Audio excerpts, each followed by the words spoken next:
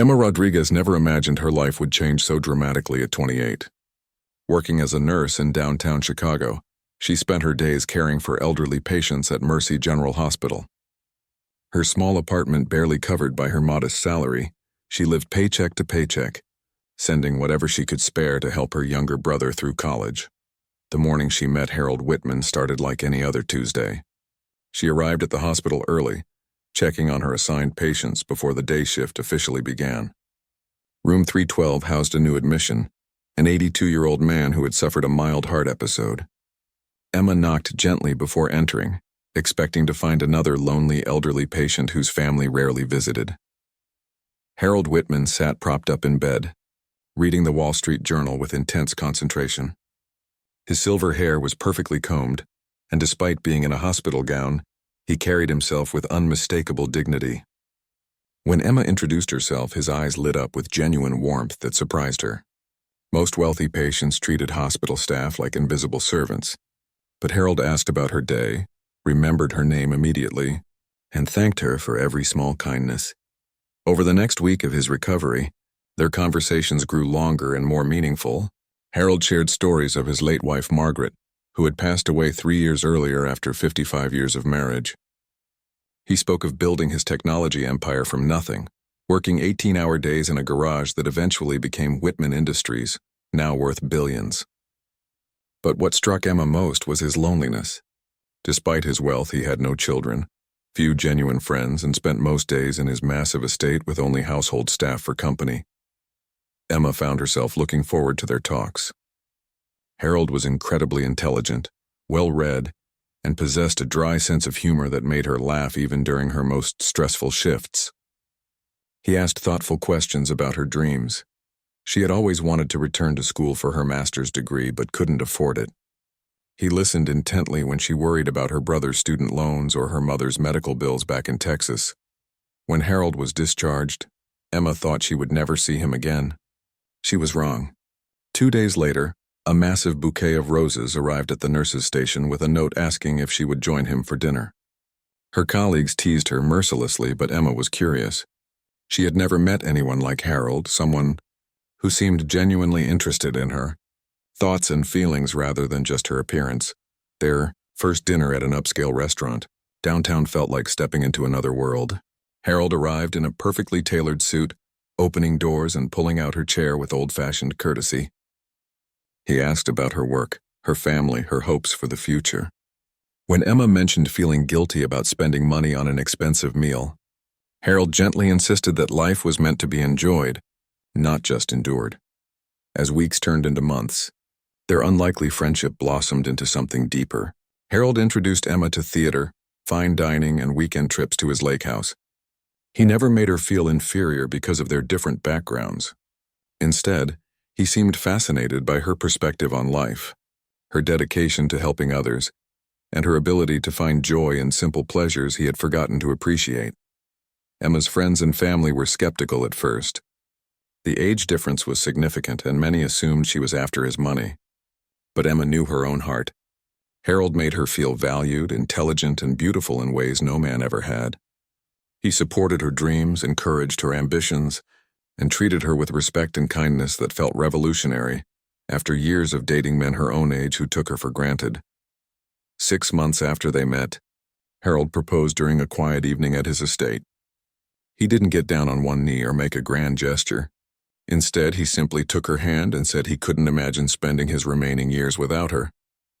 The ring was spectacular, a vintage diamond that had belonged to his grandmother, but Emma was more moved by the tears in his eyes as he asked her to be his wife.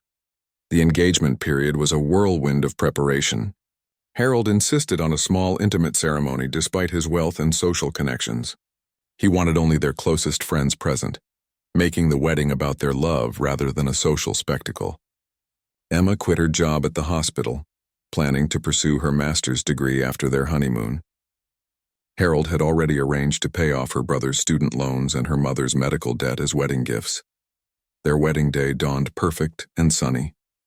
Emma wore a simple but elegant dress that Harold had surprised her with, designed by his late wife's favorite designer. As she walked down the aisle of the small chapel on his estate, she saw tears streaming down Harold's face. In that moment, surrounded by the people who mattered most, Emma knew she was making the right choice. The ceremony was beautiful and heartfelt.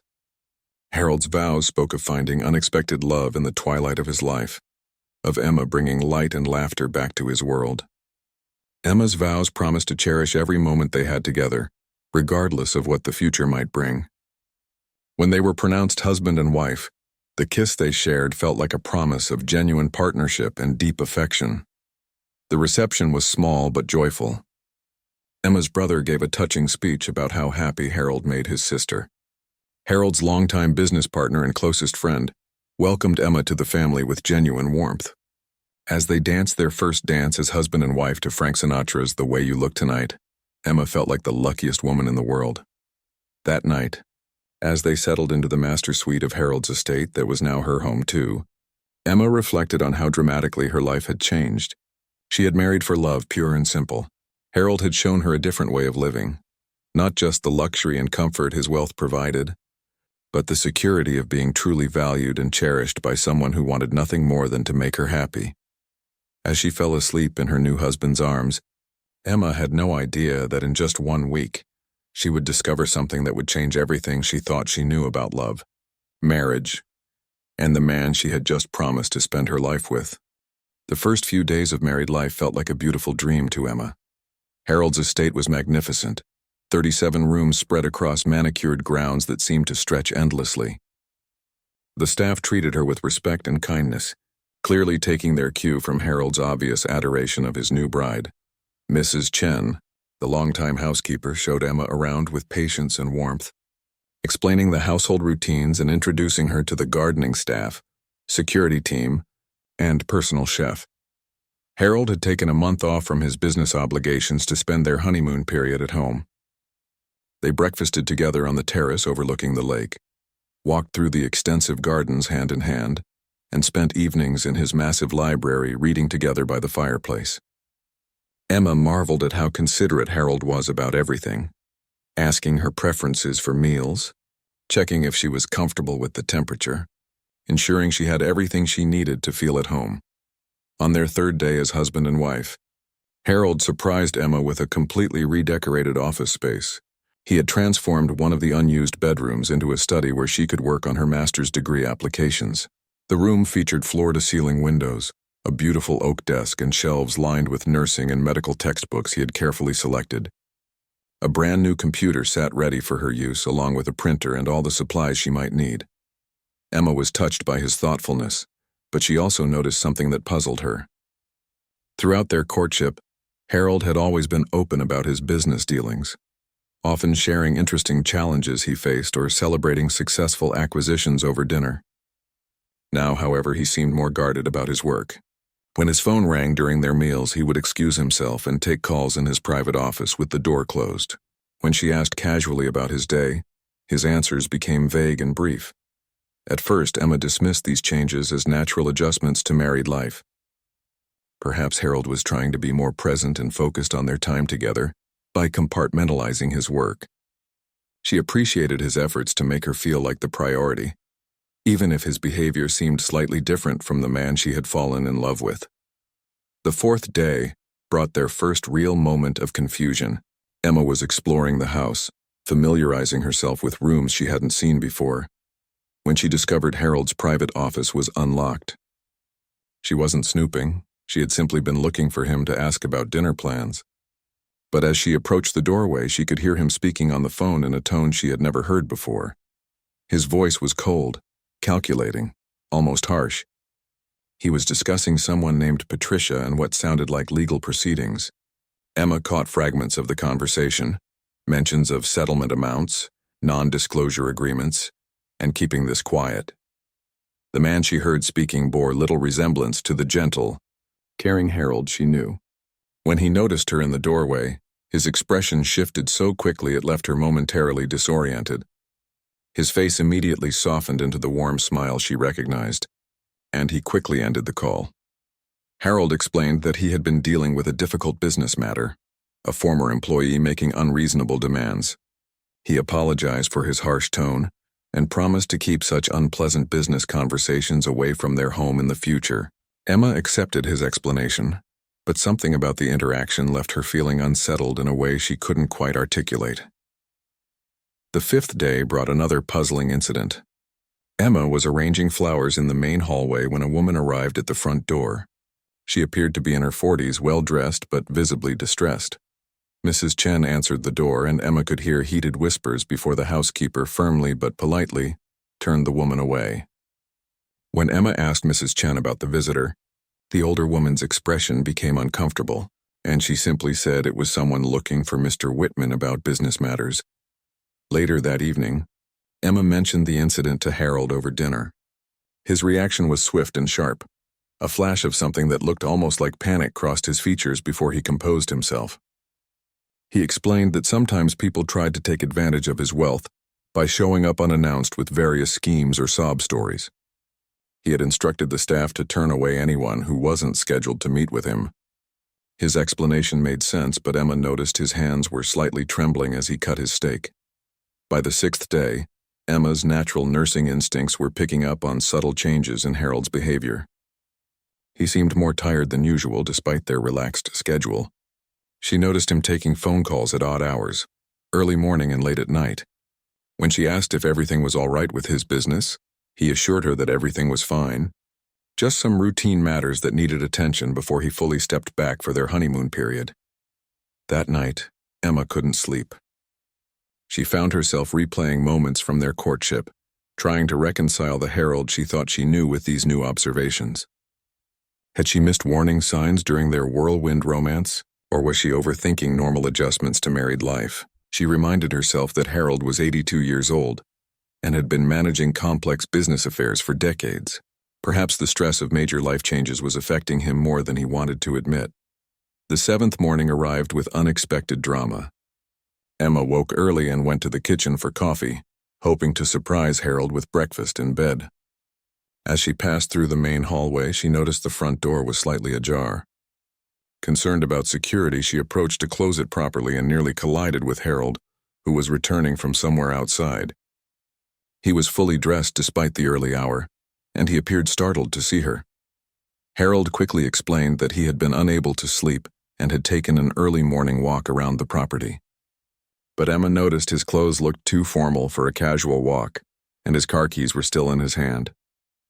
When she mentioned that the front door had been open, his explanation became flustered and contradictory. He seemed genuinely rattled by her questions, which was completely unlike the confident, composed man she had married just 1 week earlier. As Harold headed upstairs to shower and change, Emma stood in the hallway feeling more confused than ever. The man she had fallen in love with and married seemed to be hiding something significant from her. Her nursing background had taught her to trust her instincts about people, and every instinct she had was telling her that something was seriously wrong. Emma spent that morning in her new office, staring at her computer screen but unable to focus on her master's degree applications. Instead, she found herself wondering who she had really married. The Harold she thought she knew was honest, transparent, and genuinely kind. But the man living in this house seemed to be carrying secrets that were causing him obvious stress and making him behave in ways that felt deceptive. As she sat alone in the beautiful room Harold had created for her, Emma realized that her fairy tale marriage might be far more complicated than she had ever imagined. Tomorrow would mark exactly 1 week since their wedding day, and she was beginning to suspect that everything she thought she knew about her new husband was about to change. The 8th day of Emma's marriage began with what would become the most shocking discovery of her life. Harold had left early for what he called an important business meeting, promising to return by lunch. Emma decided to use the morning to settle more fully into her new home, perhaps rearranging some personal items in their shared bedroom to make the space feel more like theirs together. As she organized her belongings in the walk-in closet Harold had cleared for her, she accidentally knocked over a shoebox from the top shelf. The box tumbled to the floor, spilling its contents across the carpet. Emma knelt to gather the scattered items, assuming they were old business documents or personal mementos she should leave undisturbed. Instead, she found herself staring at photographs that made her blood run cold. The images showed Harold with various young women, all appearing to be in their 20s or 30s, all bearing an unsettling resemblance to Emma herself. The photos spanned what appeared to be several decades, showing Harold at different ages but always accompanied by young, dark-haired women with similar builds and facial features. Emma's hands trembled as she examined each photograph more closely. Some appeared to be taken at restaurants, others at social events, and several at what looked like wedding ceremonies. Wedding ceremonies where Harold was the groom, standing beside women who looked disturbingly similar to her. At the bottom of the box, she found official documents that confirmed her worst fears: marriage certificates, divorce papers, and what appeared to be death certificates. The names on the documents told a horrifying story. Margaret, the wife Harold had spoken of so lovingly, had indeed existed, but she wasn't his only wife. There had been Patricia, then Susan, then Jennifer, then Maria. Each marriage had lasted between 2 and 5 years. Each wife had been between 25 and 35 years old when they married Harold. And according to the documents Emma found, 3 of these wives had died under circumstances that seemed suspicious even to her untrained eye. Margaret had died of apparent food poisoning. Patricia had suffered a fatal fall down the stairs of the very house where Emma now lived. Susan had died in a car accident on the winding road leading to Harold's lake house. Only Jennifer and Maria appeared to have survived their marriages to Harold, but both had divorced him and disappeared from public records entirely after receiving substantial settlement payments. Emma sat on the closet floor, surrounded by evidence that the man she had married was not who he claimed to be. Her nursing background helped her maintain some level of composure, even as her world collapsed around her. She methodically examined every document, every photograph, looking for any explanation that might make this nightmare make sense. What she discovered was even more disturbing. There were medical records showing that Harold had been treated for various psychological conditions over the years, including something called narcissistic personality disorder. There were police reports from Patricia's death that had been closed without charges, but contained troubling inconsistencies in Harold's statements. There were private investigator reports that someone, possibly one of the ex-wives, had commissioned to look into Harold's background. The most chilling discovery came in the form of a handwritten journal that appeared to be Harold's own writing. The entries detailed his process for selecting wives, describing them in clinical terms like specimens being studied. He wrote about preferring younger women because they were more malleable and less likely to question inconsistencies. He described Emma specifically in an entry dated just 2 weeks after they met, noting her financial vulnerabilities and what he called her rescue fantasy regarding her family's needs. Emma had to rush to the bathroom to vomit as she read Harold's cold analysis of their courtship. Everything that had felt romantic and spontaneous had been carefully calculated. His interest in her dreams, his generous offers to help her family, his patient courtship, all of it had been a deliberate strategy to make her dependent on him and emotionally invested in their relationship. But the journal entries that truly terrified her were the most recent ones. Harold had written about Emma's adjustment to married life, noting her useful medical knowledge and her appropriate level of gratitude. More ominously, he had written about the challenges of managing multiple identities and the increasing difficulty of keeping his various affairs secret in the digital age. The final entry, dated just 3 days earlier, mentioned considering whether Emma had served her purpose and whether it might be time to implement a permanent solution. Emma's nurse training kicked in, helping her think clearly despite her terror. She understood now why Harold had been taking secret phone calls, why he had seemed stressed, why he had been leaving the house at unusual hours. He was managing the complex web of lies and identities he had constructed over decades of preying on vulnerable women.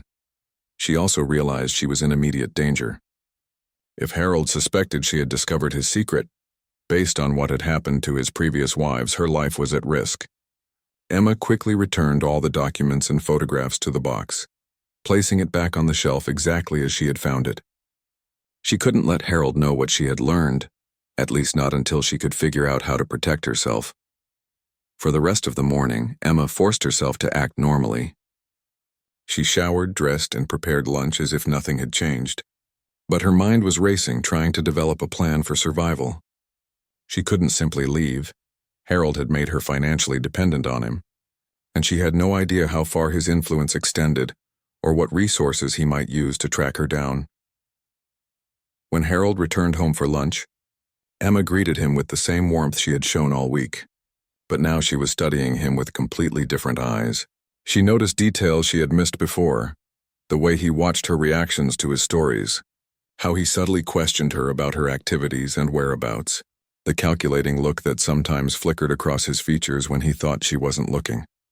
During their meal, Harold seemed relaxed and affectionate, complimenting Emma on the lunch she had prepared and asking about her morning. She managed to respond naturally, even laughing at his jokes while inside her heart pounded with terror. This man sitting across from her, cutting his sandwich with the same hands that might have pushed Patricia down the stairs, was a complete stranger wearing the mask of the husband she thought she loved. The afternoon passed in a surreal haze. Emma pretended to work on her degree applications while actually researching everything she could find about Harold's previous wives online. The limited information she found painted an even more disturbing picture. Patricia had been a nurse like Emma. Susan had been a teacher who came from a struggling family, like Emma. Maria had been a social worker with younger siblings she was helping through school like Emma. The pattern was unmistakable. Harold had a specific type: young women in caring professions who had family obligations that made them financially vulnerable and emotionally susceptible to his rescue fantasy. Emma realized she had walked directly into a trap that had been set and refined through decades of practice. As evening approached, and Harold suggested they take their usual walk through the gardens, Emma understood that her fairy tale marriage was actually a carefully constructed nightmare. She was living with a predator who had perfected his techniques over multiple victims, and she had less than no idea how she was going to survive long enough to escape. Emma spent that night lying awake beside Harold, listening to his peaceful breathing while her mind raced with plans for survival. Every option seemed impossible. She had no money of her own, no car registered in her name, and no proof of Harold's crimes that would convince police to take immediate action. Worse, she was beginning to understand the full scope of his power and influence.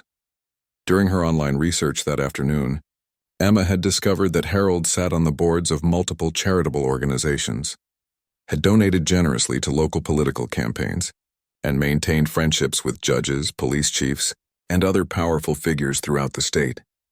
His reputation as a generous philanthropist and respected businessman would make any accusations against him seem outrageous and unbelievable. The next morning, Emma decided she needed to gather more evidence while maintaining her facade of ignorance.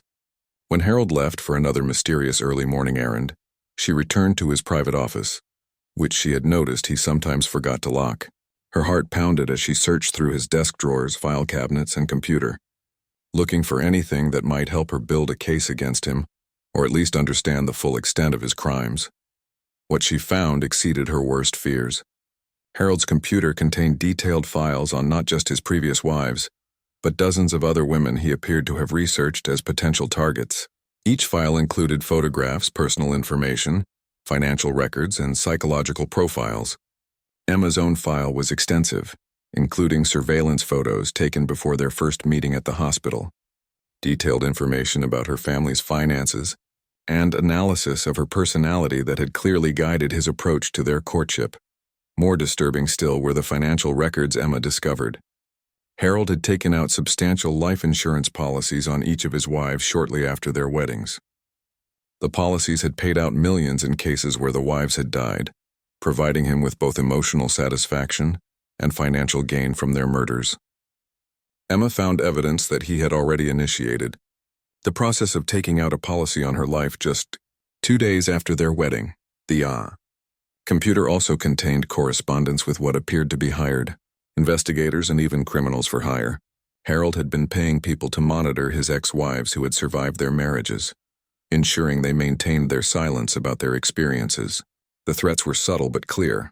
Any attempt to expose Harold would result in fatal consequences for them or their families. Emma realized she was dealing with someone far more dangerous and organized than she had initially understood. Harold wasn't just a serial killer who targeted vulnerable women. He was running a sophisticated operation that had allowed him to murder with impunity for decades while maintaining his reputation as a pillar of the community. As she continued searching through his files, Emma discovered something that gave her the first glimmer of hope she had felt since her discovery. Harold had made a critical mistake with his most recent ex-wife, Maria. Instead of staying silent after their divorce, Maria had been quietly gathering evidence against Harold for the past 2 years. She had hired private investigators, collected testimony from other survivors, and was building a case that could potentially bring Harold to justice. Emma found email correspondence between Harold and his security team discussing their efforts to locate Maria, who had apparently gone into hiding. The messages suggested that Harold was becoming increasingly desperate to silence Maria permanently before she could expose him. This desperation might be why Harold had rushed into marriage with Emma. He needed the cover of a normal, happy relationship while dealing with the threat Maria represented. Armed with this new information, Emma realized she might have an ally in Maria if she could find a way to contact her safely. She also understood that her own timeline for escape was more urgent than she had realized. If Harold succeeded in eliminating Maria, Emma would likely be next. She needed to act quickly but carefully. That afternoon, Emma volunteered to run errands in town, claiming she wanted to pick up items to make Harold's favorite dinner. He seemed pleased by her thoughtfulness and agreed readily, which told Emma he still believed she was completely unaware of his true nature. She drove Harold's spare car to a shopping center across town, where she knew there would be public computers at the library. Using the library computer, Emma created anonymous email accounts and began reaching out to anyone who might be able to help her. She contacted domestic violence organizations, sent tips to investigative journalists, and tried to find ways to reach Maria through the networks of people who help abused survivors disappear. She was careful to use public computers and leave no digital trail that could be traced back to her. Emma also used her time in town to gather resources she might need for a quick escape. She opened a bank account under her maiden name at a branch where she wasn't known, depositing a small amount of cash she had saved from her nursing job. She researched bus schedules and identified safe houses for abuse victims in neighboring states. Most importantly, she purchased a prepaid cell phone that Harold wouldn't know about. When she returned home that evening, Emma cooked Harold's favorite meal and played the role of the loving wife while secretly documenting everything she could about his routines, his contacts, and his security measures. She needed to understand his patterns so she could identify the best opportunity for escape. Over the next few days, Emma maintained her performance while gathering more evidence. She photographed documents when Harold was out, recorded his suspicious phone conversations using her hidden phone, and noted the times when his security team was less vigilant. She also began subtly testing Harold's reactions to determine how suspicious he had become of her behavior. The breakthrough came on the 5th day after her discovery, when Emma received a response to one of her anonymous messages. A journalist named David Chen had been investigating Harold for months after receiving a tip from one of his sources. David had been unable to make progress because Harold's victims were either dead or too frightened to speak publicly. But Emma's message had provided him with the first real evidence he needed. Through careful anonymous communication, Emma learned that David had been in contact with Maria and 2 other surviving ex-wives who were willing to testify if they could be guaranteed protection.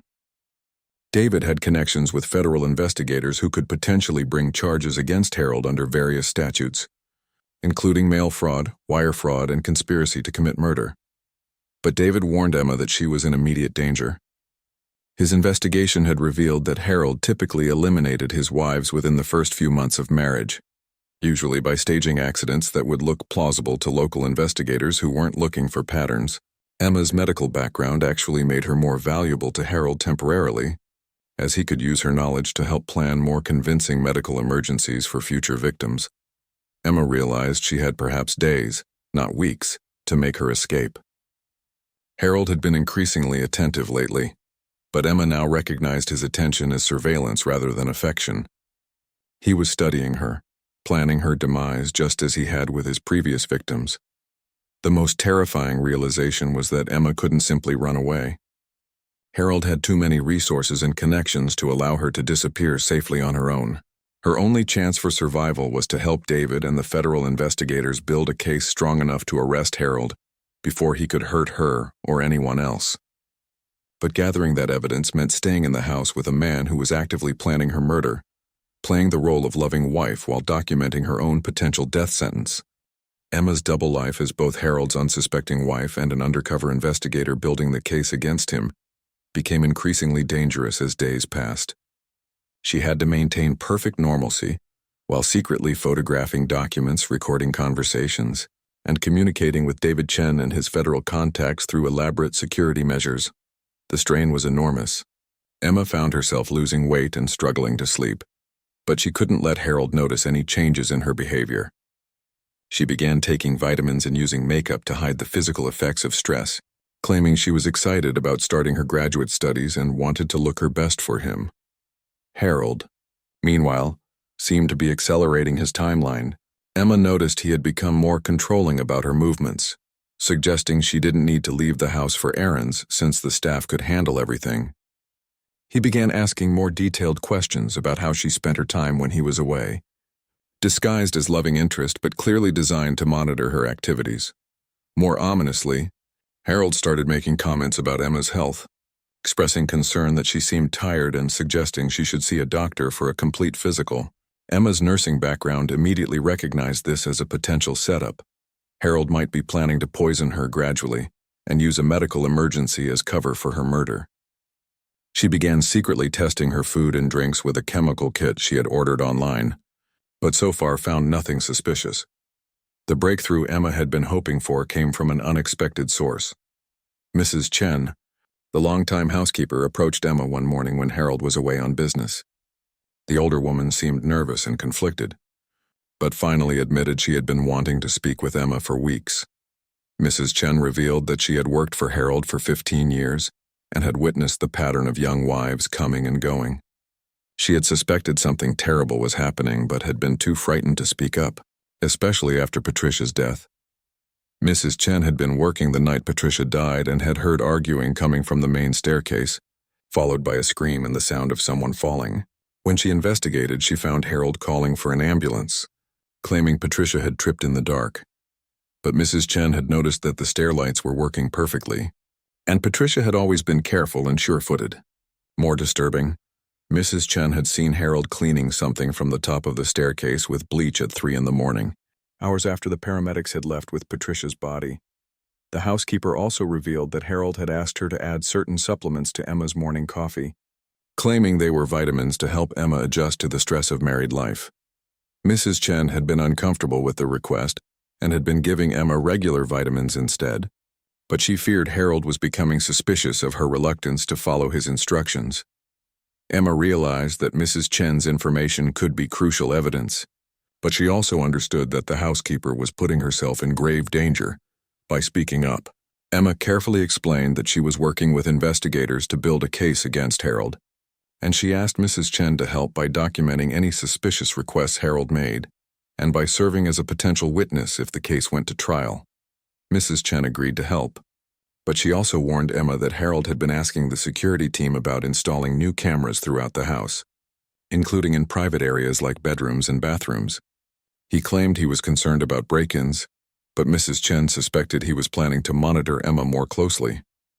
This development meant Emma's window for gathering evidence was closing rapidly.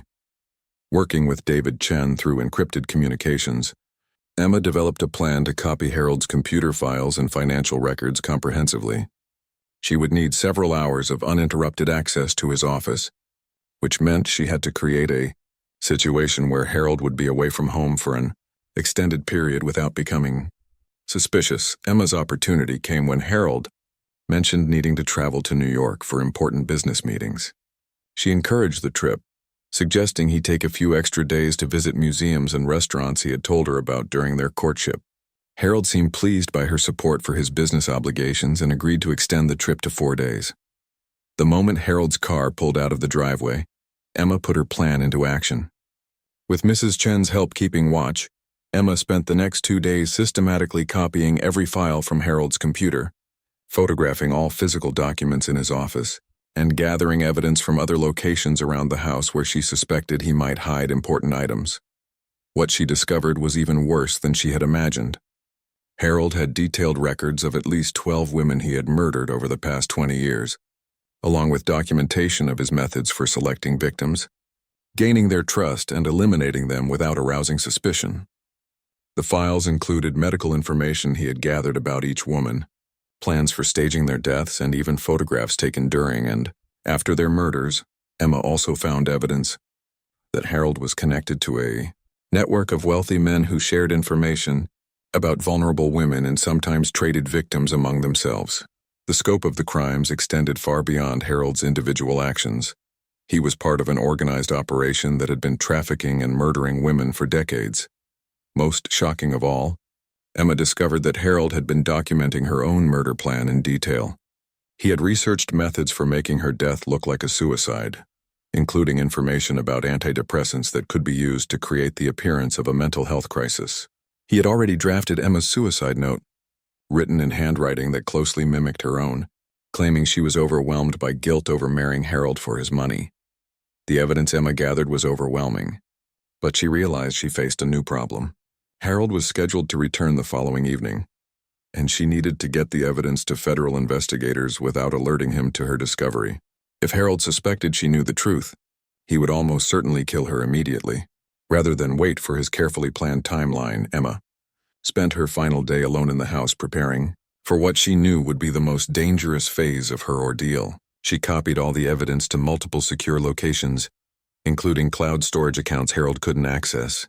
She prepared emergency escape plans and identified places in the house where she might be able to hide or defend herself if Harold became violent. Most importantly, Emma worked with David and the federal investigators to coordinate her extraction from the house. They couldn't simply arrest Harold based on the evidence she had gathered. They needed her testimony and cooperation to build a case that would hold up in court. But they also recognized that Emma couldn't remain in the house much longer without Harold becoming suspicious. The plan they developed was risky, but offered Emma's best chance for survival. She would return to her normal routine when Harold came home, giving investigators time to review all the evidence and prepare arrest warrants. Emma would wear a hidden recording device to capture Harold's conversations and behavior, providing additional evidence of his crimes. If Harold became suspicious or threatened Emma in any way, she would activate a panic signal that would bring law enforcement immediately. The investigators would be positioned near the house, ready to intervene at a moment's notice. Emma would need to maintain her cover for potentially several more days, while the legal machinery moved into position. As Emma prepared for Harold's return, she understood that the next phase of her ordeal would be the most dangerous. She would be living with a man who had murdered at least 12 women, pretending to love him while wearing a wire and waiting for federal agents to accumulate enough evidence to arrest him. One mistake, one moment of suspicion. Harold returned from his New York trip in an unusually good mood, bringing Emma expensive gifts and speaking enthusiastically about expanding their travel plans together. His cheerfulness felt sinister to Emma, who now recognized it as the behavior of a predator confident in his control over his prey. She accepted his gifts with apparent delight while the tiny recording device hidden in her jewelry captured every word of their conversations. The first few days after Harold's return passed without major incident, but Emma noticed subtle changes that made her increasingly nervous. Harold seemed more attentive to her daily routines, asking detailed questions about how she had spent her time while he was away. He also began making comments about her appearance, suggesting she looked tired and should consider seeing a specialist about what he called her adjustment issues to married life. Emma realized Harold was laying groundwork for her planned suicide, creating a narrative of mental health struggles that would make her eventual death seem plausible. She played along carefully, occasionally mentioning feeling overwhelmed by the changes in her life, while being careful not to overact in ways that might make Harold suspicious. The breakthrough came on Harold's fourth day back. During what appeared to be a routine dinner conversation, Harold mentioned that he had been thinking about updating his will and life insurance policies, suggesting it was important for them to have their financial affairs in order as a married couple. He casually mentioned that he had already increased Emma's life insurance coverage significantly, claiming he wanted to ensure she would be well cared for if anything happened to him. Emma's blood ran cold as she realized Harold was accelerating his timeline. The increased insurance policy meant he was preparing to collect on her death soon. She managed to respond appropriately, thanking him for his thoughtfulness while internally calculating how much time she might have left. That night, Emma lay awake listening to Harold's breathing and realized she couldn't wait for the federal investigators to complete their preparations. Harold was moving too quickly and she was running out of time. She activated the emergency signal David had given her, sending a coded message indicating that she needed immediate extraction. The response came within hours. David contacted Emma through their secure communication channel to inform her that federal agents would be executing search and arrest warrants the following morning. Emma just needed to survive one more night in the house with Harold. Then her nightmare would be over. But Harold's behavior the next morning suggested he might have become suspicious. He was unusually attentive at breakfast, watching Emma's reactions carefully and asking probing questions about her plans for the day. When Emma mentioned wanting to visit her brother at college to surprise him, Harold immediately offered to drive her there personally, claiming he wanted to meet her family better. Emma recognized the offer as a trap. Harold had no genuine interest in meeting her brother. He was planning to eliminate her away from the house, probably staging a car accident on the winding roads between their home and the college. She declined his offer politely, claiming she wanted the visit to be a surprise and preferred to drive herself. Harold's response was telling. His mask slipped for just a moment, revealing a flash of cold anger before he regained his composure. He insisted that as her husband, he should meet her brother properly and he wouldn't feel comfortable with Emma making such a long drive alone. The conversation became increasingly tense as Harold's suggestions turned into demands. Emma realized she was witnessing Harold's transformation from charming husband to controlling predator in real time. She managed to diffuse the immediate situation by agreeing to postpone the visit until they could plan it together. But she knew Harold was now actively suspicious of her behavior. The morning seemed to drag endlessly as Emma waited for the federal agents to arrive. Harold stayed unusually close to her, finding excuses to remain in whatever room she occupied. When she tried to go to her office to work on graduate school applications, Harold followed her and settled into a chair with a book, claiming he enjoyed being near her while she studied. Emma's nerves were stretched to the breaking point when she finally heard the sound of multiple vehicles approaching the house. Harold heard them too, and his reaction confirmed Emma's worst fears about her husband. His face transformed completely, revealing the cold, calculating predator she now knew him to be. He moved toward Emma with a speed that belied his age, and she realized he intended to kill her immediately rather than allow her to be rescued.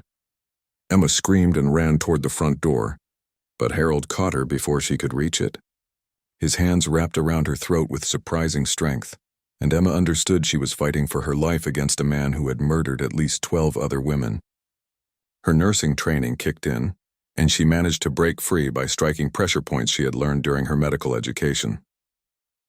The front door burst open just as Harold lunged for Emma again.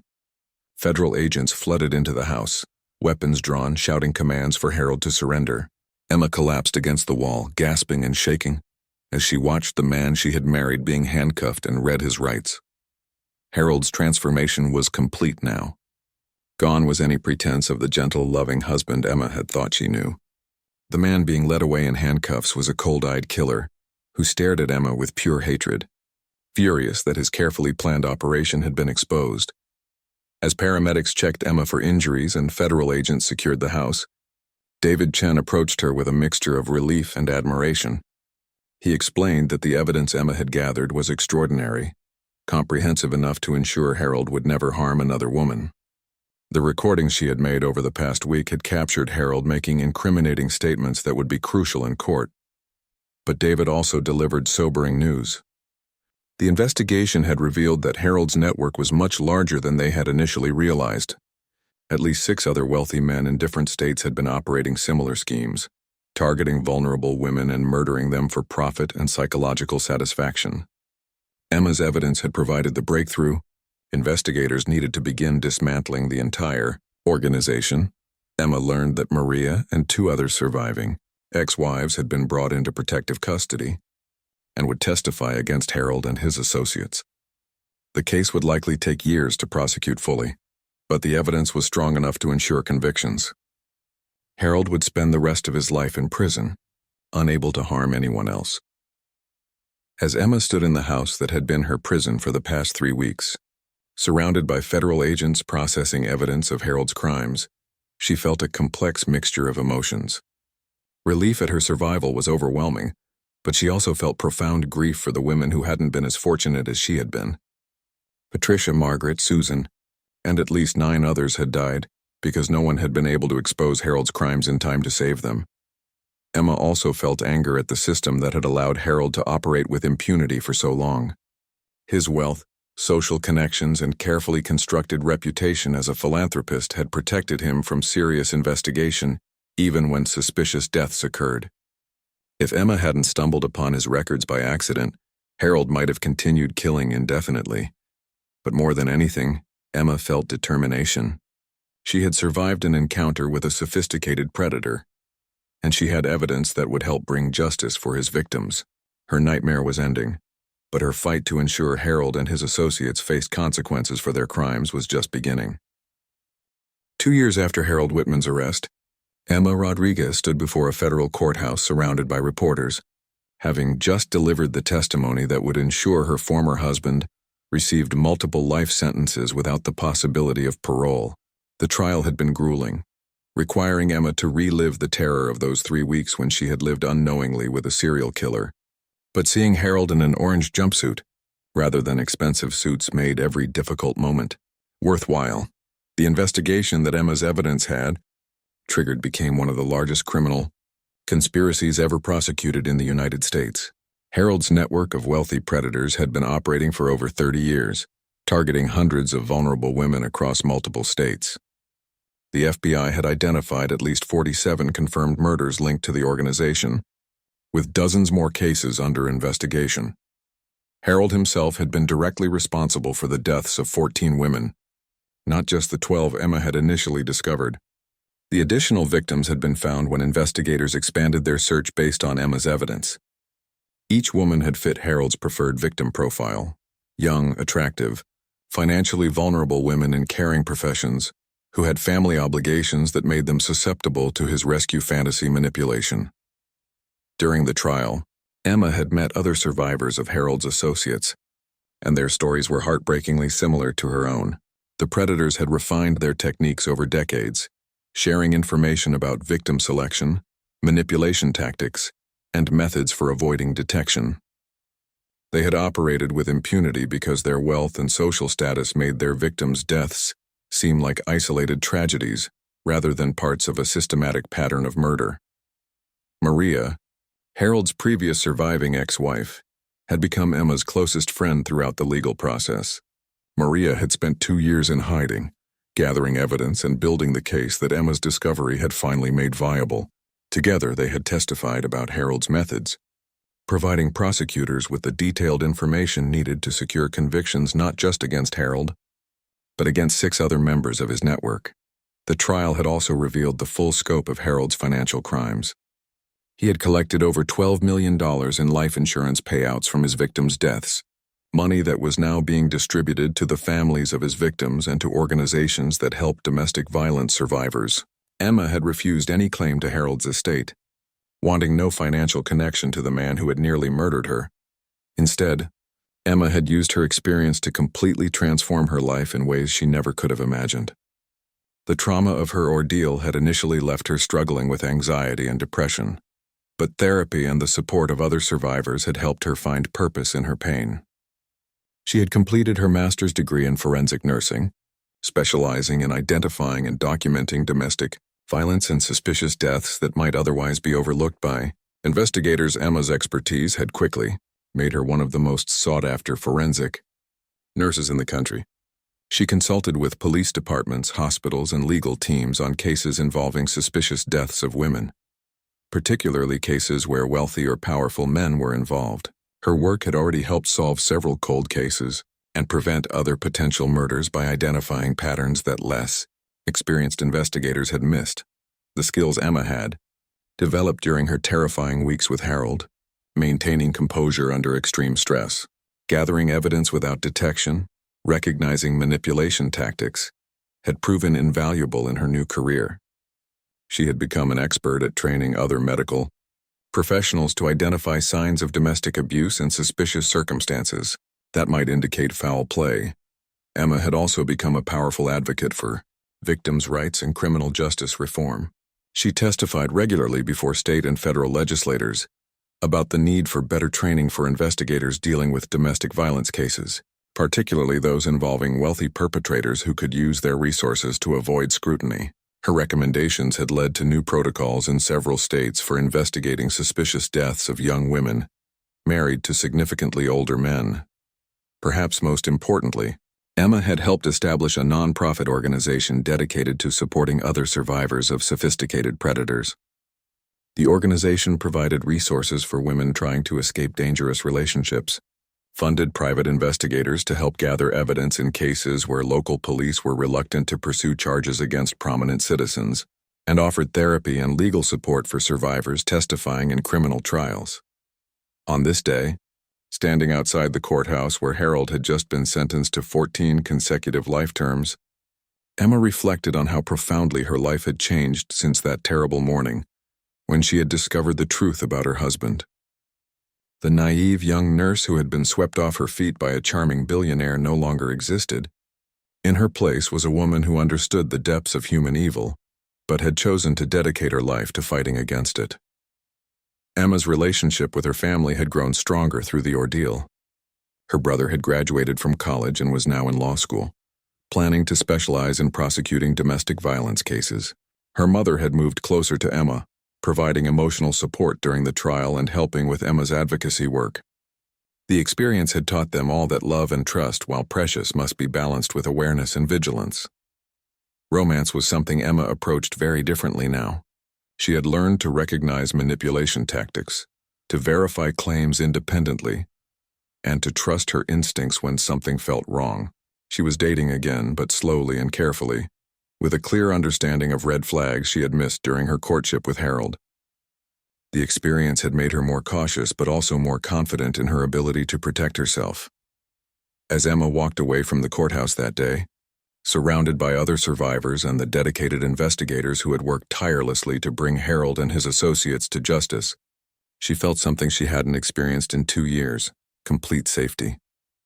Harold would die in prison, his network had been dismantled, and the evidence Emma had gathered would prevent these particular predators from ever harming anyone again. But Emma also knew her work was far from over. There were other Harolds in the world, other networks of predators using wealth and power to exploit vulnerable women. Emma's experience had taught her that evil often hides behind respectable facades, but it had also shown her that courage, intelligence, and determination could expose even the most sophisticated criminals. The young woman who had married Harold Whitman for love had discovered something far more valuable than the fairy tale romance she had thought she was getting. She had found her true purpose in life: protecting other women from predators and ensuring that justice prevailed over wealth and influence. In losing everything she thought she wanted, Emma had gained everything she actually needed to build a meaningful and impactful life. Harold Whitman had intended Emma to be his final victim, but instead she had become the instrument of his destruction and the voice of justice for all the women who had suffered at his hands. Her story would serve as both a warning and an inspiration, proof that even the most dangerous predators could be brought to justice when their victims found the courage to fight back.